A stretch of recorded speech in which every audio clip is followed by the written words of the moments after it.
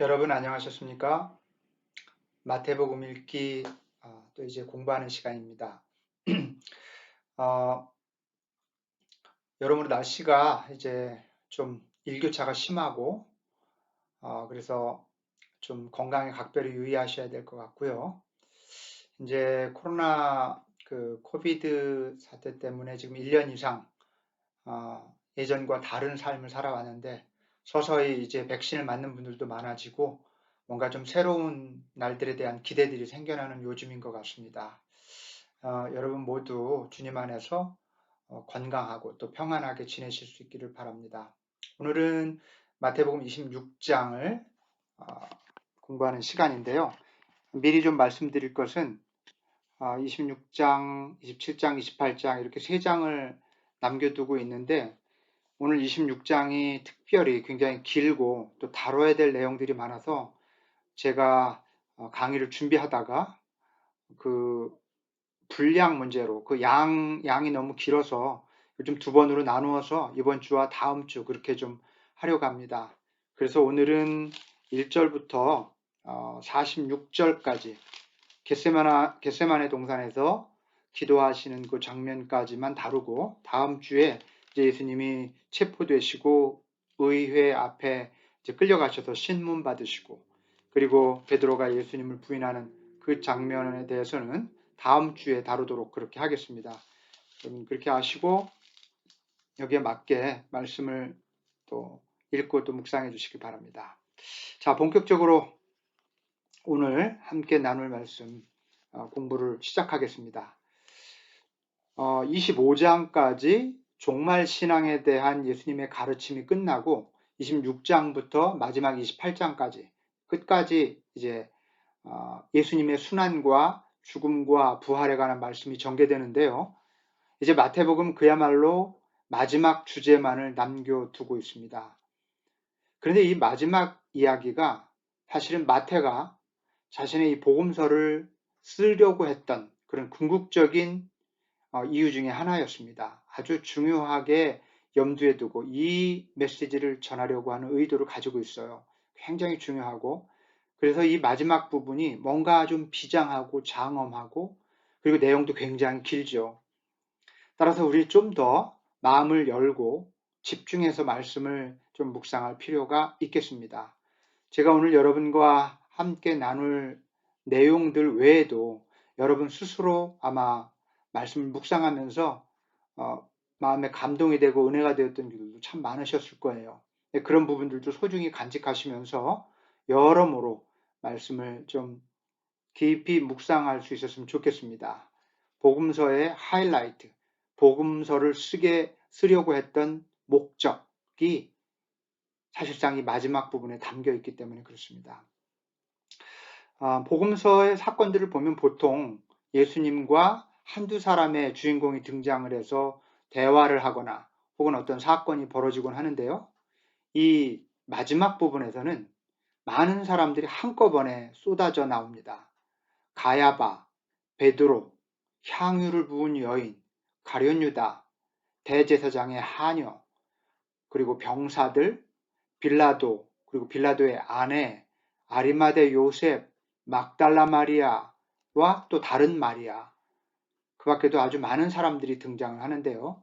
이 사람들은 음모를 꾸미기도 하고 다투고 배신하고 또 교만하게 행동하고 놀라기도 하고 울기도 합니다. 충격을 받기도 하죠.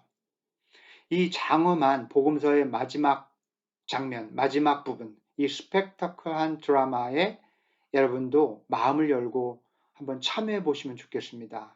여러분도 그들 가운데서 한 사람이 되어 보시는 그런 경험을 해봤으면 좋겠어요. 등장인물들 가운데 누군가에게 감정이입을 해도 좋고 그들 가운데 한 사람으로서 이 마지막 예수님의 모습을 이렇게 관찰하는 그런 입장에서 말씀을 읽고 묵상하면 굉장히 실감이 나고 또 좋은 경험을 할 수 있으리라고 생각합니다. 자, 오늘 크게 세 가지 주제를 가지고 다루려고 합니다. 우선 첫 번째가 예수님의 죽음을 준비하는 장면입니다. 1절부터 13절까지 부분인데요. 한 여인이 향유 옥합을 가지고 와서 식사하고 계시는 예수님의 머리에 붓죠. 그때 제자들이 값비싼 향유를 낭비한다고 막 꾸짖자 예수님은 그녀가 한 일은 자신의 장례를 위한 것이라고 그렇게 말씀을 하시면서 이 여인이 한 일은 복음이 전파되는 곳마다 온 세상이 기억하게 될 거라고 그렇게 말씀하세요. 고대 중동 지역에서 이제 향유라고 하는 것 자체가 굉장히 귀하고 또 비싼 그런 물건이었는데, 특별히 나드 향유는, 나드라고 하는 식물은 그 히말라야 인근에서 자라는 식물인데 굉장히 구하기가 어려웠겠죠. 이 나드로 만든 향유는 향유 중에서도 가장 값비싼 향유로 그렇게 알려졌습니다. 마태복음은 이 향유의 이름을 나드라고 하지 않았지만 다른 복음서는 분명하게 이 향유가 나드 향유였다 그렇게 밝히고 있죠.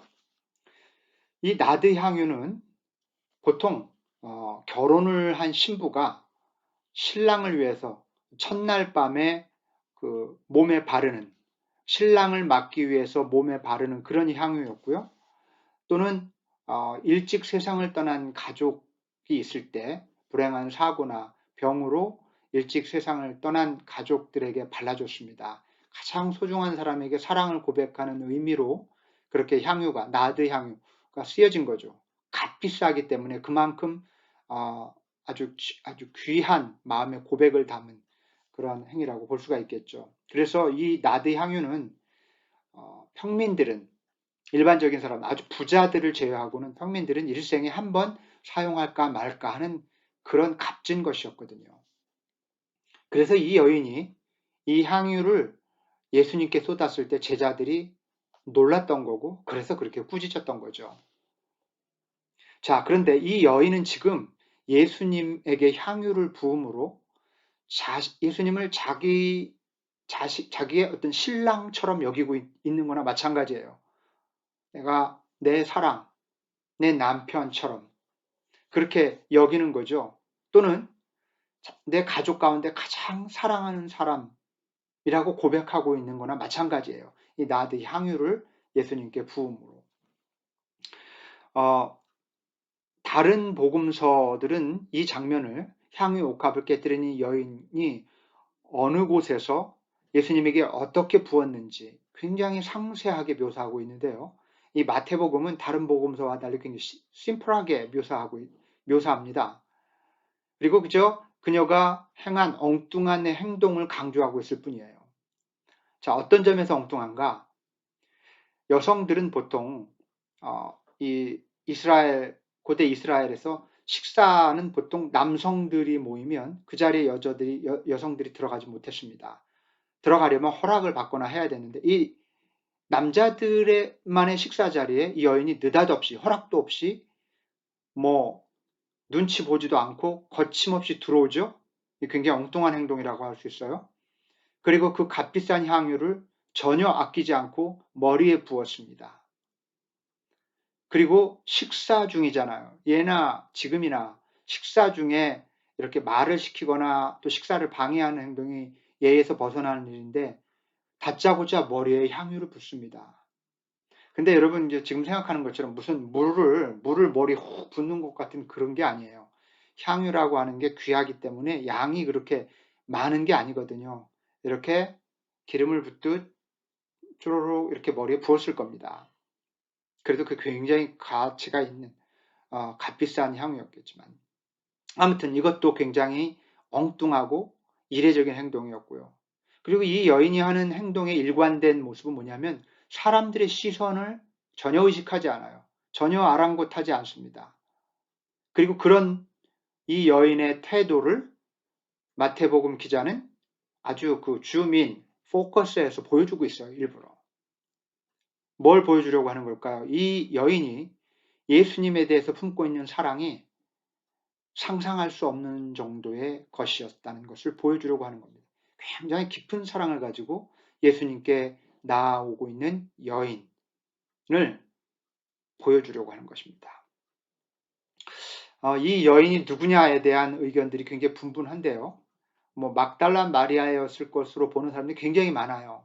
근데 그건 확신할 수는 없고요. 그렇게 규정되어 있지 않기 때문에. 다만 우리가 이 여인이 정확히 누구인지는 알 수 없다 할지라도 충분히 상상할 수 있는 것은 아마도 세상으로부터 완전히 버림받았던 사람이었을 것이다. 그래서 버림받은 삶, 그냥 삶을 포기하듯 살아갔던 사람이었을 것이다.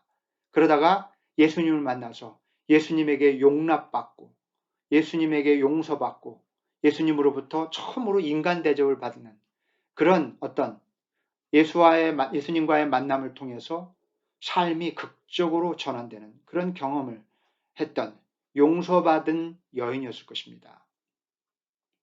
이 여인이 주님으로부터 받은 용서와 새로운 삶의 가능성 앞에서 예수님께 완전히 자기 자신을 헌신하는 마음이 생겼던 것 같아요. 예수님을 깊이 사랑하게 됩니다. 더 이상 세상의 안목이나 시선 따위는 중요하지 않았어요. 다른 어떤 것도 중요하지 않았어요. 예수님만이 자기에게 중요했습니다. 예수님께 자신의 사랑을 고백하고자 하는 마음, 다른 사람들의 시선, 엉뚱하고 저 사람 혹시 미친 거 아니야? 라고 하는 그런 시선 따위가 아무 문제가 되지 않을 정도로 오직 예수님만 보였고 예수님께 자신의 사랑을 드리기를 원했던 거죠.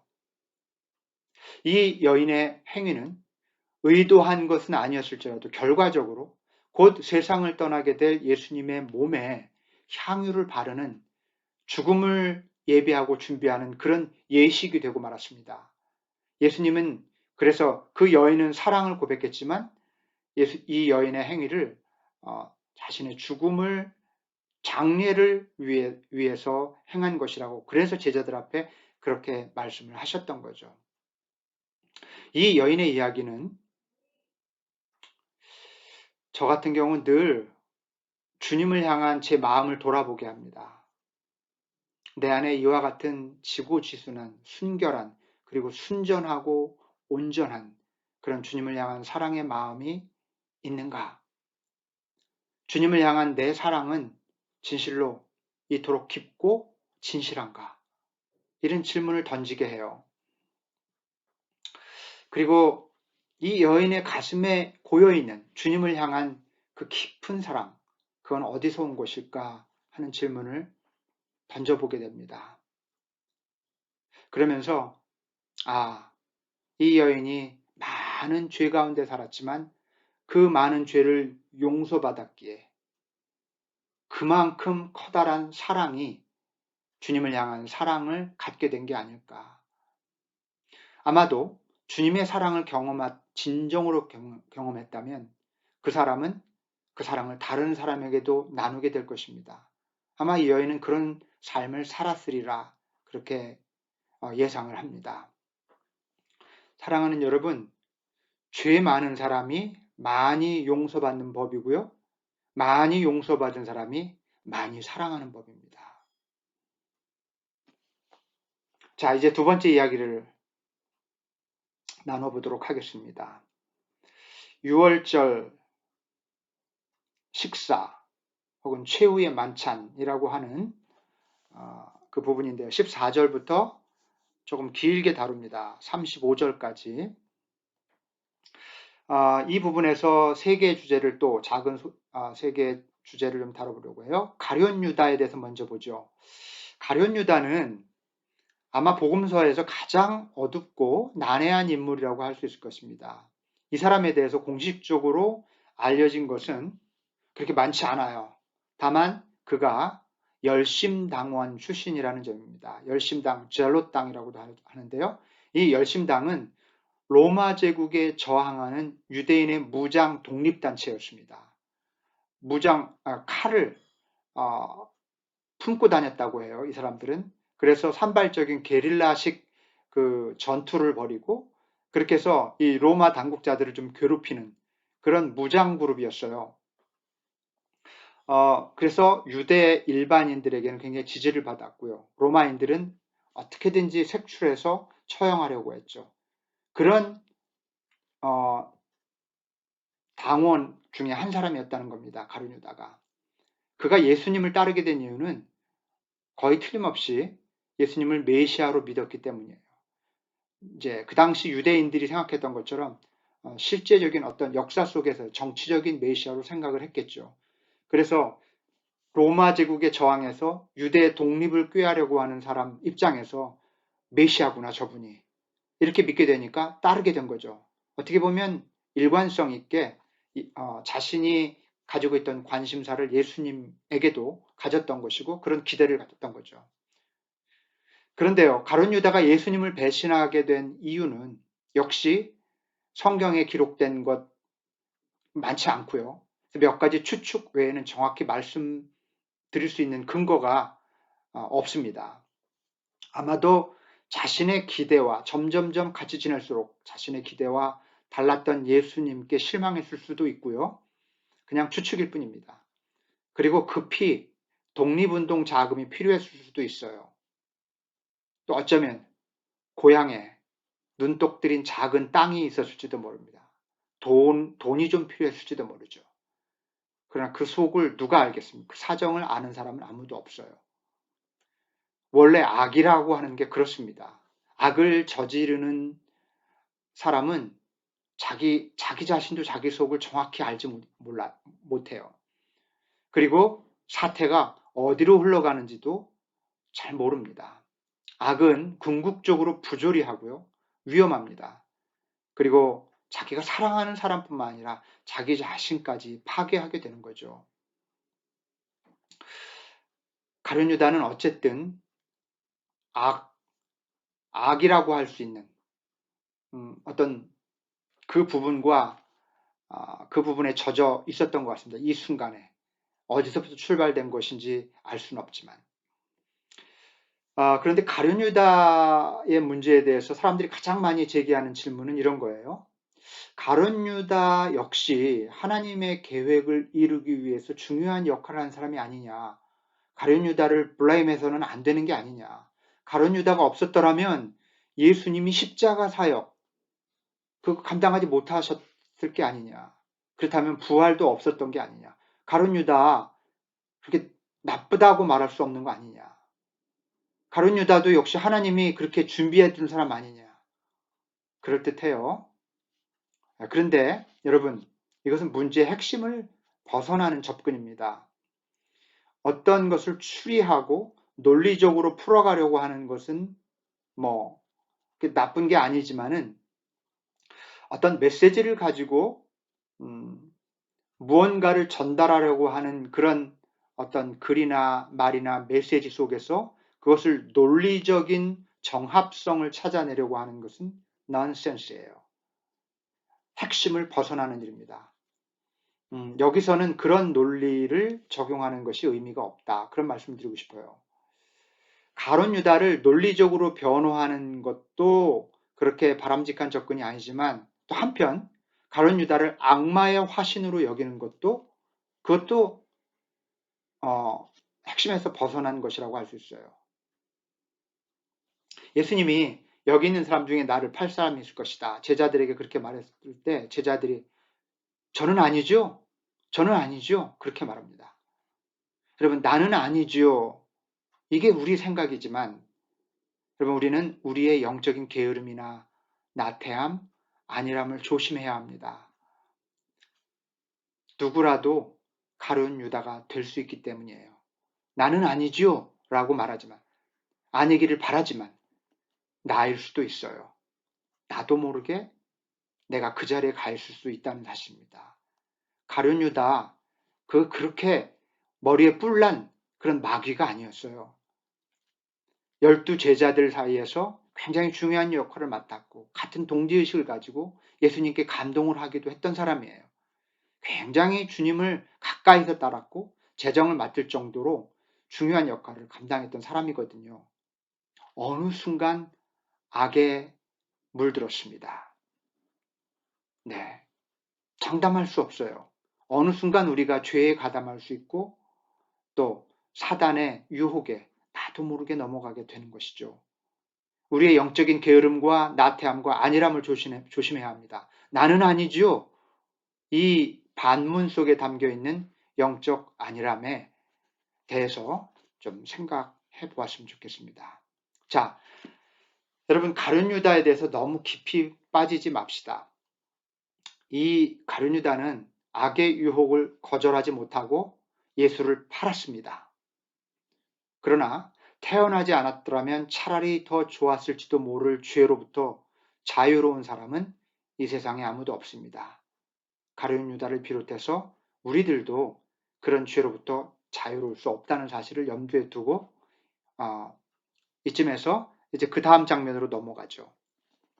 자, 예수님은 지금 이제 예루살렘에 유월절 절기를 맞아서 들어오셨습니다. 유월절을 지키러 오셨고, 이제 이 절기 끝에 이 세상의 모든 죄를 짊어지시고 십자가에 달리실 계획인 것이죠. 자, 어쨌든 이 유월절을 지키러 오셨기 때문에 유월절의 그런 어떤 절기의 전통을 지켜야 됐죠. 유월절의 하이라이트는 유월절 식사였습니다.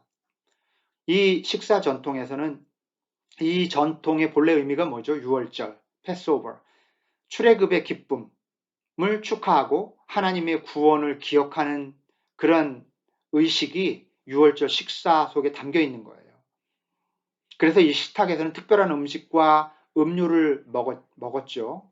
그래서 제자들과 함께 예수님은 유월절 식사를 하시면서 그런 의미들을 되새기고 있었을 것입니다. 제자들과 함께. 그런데 예수님이 일어나셔서 제자들에게 말씀하시면서 이 식사의 의미를 완전히 뒤바꾸는 혹은 완전히 새로운 의미로 설명하셨습니다. 유대인의 구원을 축하하는 유월절 식사를 온 인류를 구원하는 그런 거룩한 식사, 은혜의 식사로 그렇게 방향을 바꾸십니다. 이것이 바로 성찬이죠. 성만찬, 홀리 커뮤니언.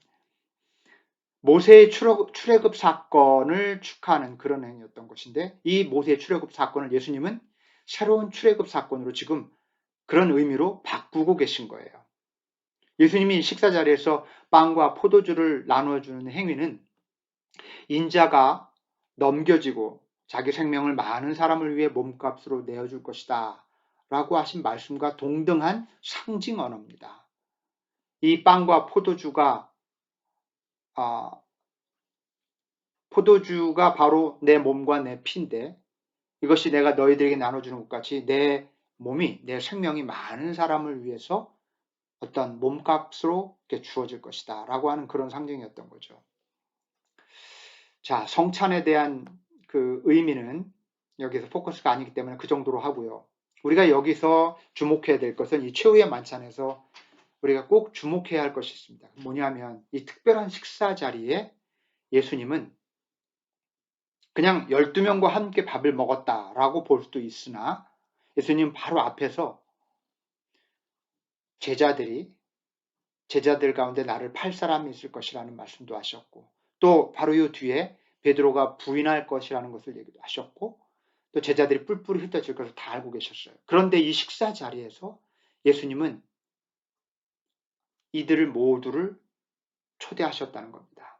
심지어 다른 복음서에서는 제자들의 발을 닦아주기도 하세요. 자기를 팔 사람, 자기를 배신할 사람, 두려워서 뿔뿔이 흩어질 제자들, 3년 동안 함께 먹고 자며 사랑을 나누고 기적을 나누고 은혜를 나누었던 사람들이 한순간에 돌아설 그런 사람들임을 다 아시면서도 그들의 발을 씻어주고 그들을 식탁에 불러서 함께 식사하는 그 자리에 그들을 초대했다는 사실이에요. 최후의 만찬, 예술 작품을 떠올리기도 하고 하지만 이 예수님이 베푼 마지막 이 유월절 식사 최후의 만찬 자리에 우리가 절대 놓쳐서는 안 된 중요한 의미는 자기를 팔고 배신할 사람들을 초대한 식사 자리였다는 것입니다. 예수님은 자신을 3번 부인할 베드로를 이 식사 자리에 초대하셨습니다.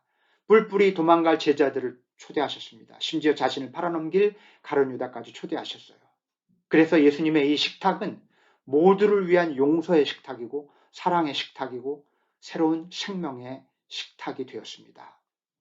오늘날 우리가 성찬식을 거행하면서 성찬식을 베푸는 이유 그리고 여러분이 이 성찬식에 참여하는 의미는 예수님의 이 조건 없는 사랑과 용서와 구원의 초대를 받아들이는 거예요.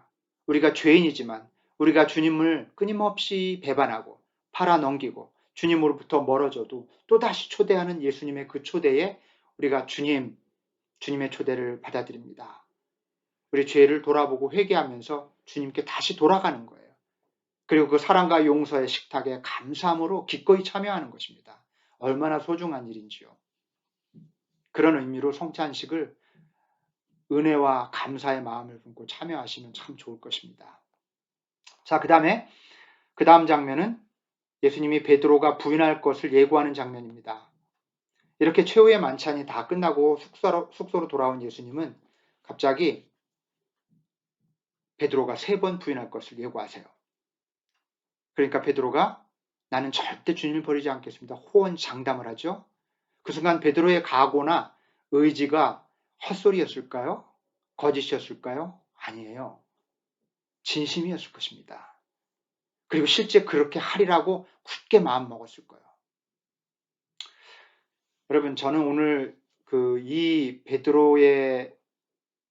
베드로가 예수님을 부인할 것이라고 한 예수님 말씀에 대해서 베드로가 했던 이 호언장담에 대해서 제가 좀 생각을 하면서 이 강의안을 준비했는데요. 베드로의 각오, 의지, 그것은 거짓은 아니었다. 적어도 그 순간 진심이었다. 그런데 왜 그렇게 한순간에 무너졌을까? 이 부분을 좀 생각해 봤으면 좋겠어요. 여러분, 각오나 의지, 우리들이 갖는 각오나 강하게 마음먹는 의지는 참으로 약한 것입니다. 참 약해요. 아무리 강한 의지를 가진 사람도 그것을 끝까지 지킬 수 없어요. 그게 우리들입니다. 주님을 잘 믿어보겠다는 각오나 주의 말씀대로 한번 제대로 살아보겠다는 우리들의 의지도 마찬가지예요. 그 각오나 의지는 가상해요. 그리고 그게 진심일 거예요. 그러나 그 각오와 의지로 실제 영적 성장을 이룰 수는 없습니다. 각오나 의지로 내 삶을 변화시킬 수 없어요. 왜 그럴까요? 왜 그런지 지금부터 설명하겠습니다. 여러분, 우리들의 각오나 의지는 심지어 그것이 신앙생활을 열심히 하겠다는 각오일지라도 주님을 정말 사랑하겠다는 의지일지라도 그것이 실제 그런 성장을 이루지 못하는 이유는 그 각오나 의지가 뭔가 다른 것을 성취하겠다는 세속적인 욕망과 다르지 않기 때문에 그래요. 같은 에너지예요. 내 자아가 세운 계획과 활동으로 이룬 성취는 사람의 영혼을 진정으로 성숙시키지 못하고요. 오히려 자기 만족과 그 은밀한 교만을 축적시키게 됩니다. 그게 비록 신앙적인 것일지라도 그렇습니다, 여러분. 내가 열심히 공부해서 뭐가 돼야지, 열심히 노력해서 어떤 목적을 성취해야지라는 그런 마음가짐과 내가 열심히 그 신앙생활을 해서 정말 이렇게 돼야지, 성숙한 신앙인이 돼야지 라고 하는 것은 내용은 달라 보여도 내면에 우리의 그 정신적인 메커니즘이 똑같다는 거예요. 이 욕망의 메커니즘이 똑같아요. 그래서 뭔가를 이루어서 열심히 내가 노력해서 이룰 때 갖는 마음과 내가 신앙적으로 목표를 세워놓고 성경을 100독을 하겠다. 그래서 그걸 딱 이루고 나서 갖는 마음이 다르질 않아요. 내 자부심으로 연결돼요. 나도 모르게 내 안에 어떤 자기 만족과 은밀한 교만이 생겨요. 내가 이루었다라는 의식을 갖게 된다는 말이죠.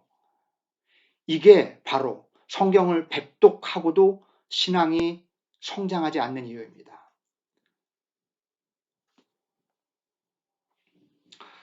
오랜 신앙생활을 함에도 불구하고 근본적인 변화를 경험하지 못하는 이유, 여기 있는 거예요. 죽는 한이 있어도 주님을 부인하지 않겠다고 결심하고 금방 주님을 부인하는 이유가 여기 있는 겁니다. 그래서 신앙생활은 각오나 의지나 열심으로 하는 게 아니에요. 왜냐하면 그것은 자아의 활동이기 때문에. 그래서 곧 그것은 시들해질 것입니다. 따라서 자아가 아니라 자아로 내 신앙생, 내 영혼을 이렇게 드라이브해 가는 것이 아니라 하나님이 나를 드라이브해 가시도록 내 자아를 비워야 해요. 내 열심은 내 자아를 움직여서 뭔가를 성취하는 데 사용해야 되는 것이 아니라 열심히 나를 내려놓고 또 나를 부인하고 내 자아를 비우는 그런 일에 내 열심의 에너지를 사용해야 한다는 거예요.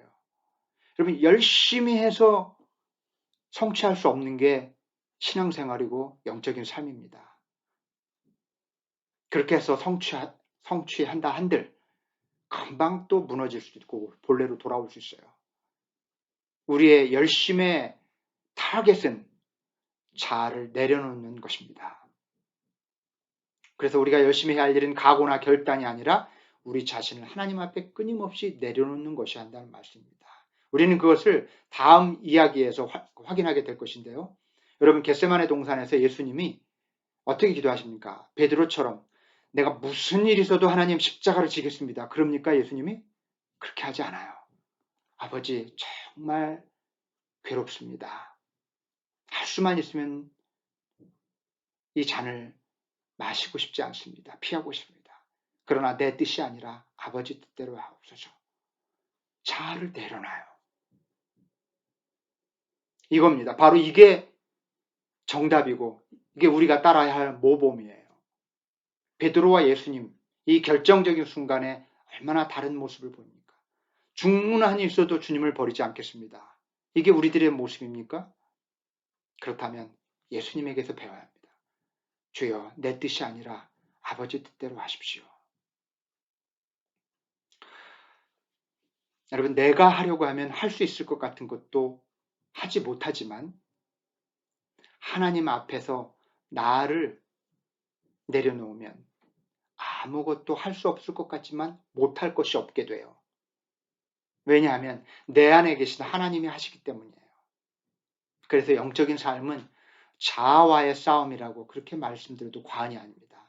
내 자아를 비운 만큼 하나님이 나를 차지하십니다. 내 자아가 계속 활동하고 내 자아가 내 존재와 삶을 드라이브해 가면 갈수록 그만큼 하나님은 나를 드라이브해 갈 찬스를, 시간을, 기회를 갖지 못하시게 되는 거예요. 여러분, 영적 삶은 자아와의 싸움이에요. 자, 26장을 절반만 하는데도 시간이 많이 가죠. 자, 마지막으로 겟세마네 동산에서 예수님이 기도하신 장면을 하나 더 살펴보고 오늘 강의를 마치겠습니다. 겟세마네 동산에서 예수님이 기도하신 장면을 설명드리기 전에 먼저 하나 말씀드릴 게 있습니다. 그런 교리가 있어요. 기독론이 그리스도론이라고 하는 거죠. 기독교 교리에 의하면 예수님은 신이자 인간입니다. 신이면서 인간이에요. 근데 사실 이 교리는 이해하기가 어려운 교리예요. 그 누구도 상식적으로 사실 솔직히 말해서 그게 무슨 뜻인지 정확히 이해하지 못합니다.